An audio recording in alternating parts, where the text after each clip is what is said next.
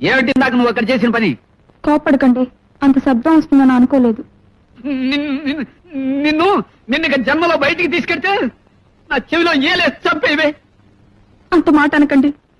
ఈల వేయటం నాకు మాత్రం ఇష్టమన్నా? ఏం చేయని చెప్పండి. ఎక్కువ సంతోషం గాని బాధ గాని కలిగినప్పుడు వేళ్ళు వాటంతటా అవే దగ్గర అవుతాయి, నోటి దగ్గరికి వెళ్ళిపోతాయి. లోపల నుంచి గాలి వస్తుంది, బయటికి శబ్దం వస్తుంది. ఇవన్నీ నాకు తెలియకుండానే జరిగిపోతాయండి. నా వల్ల కాదే.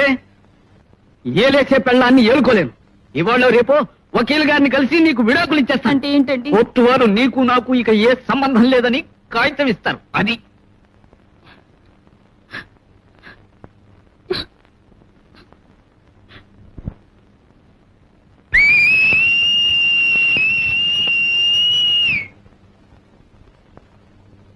క్షమించండి, ఇది బాధ. ఇలా ఓసి నీ బాధ తగలయ్యా.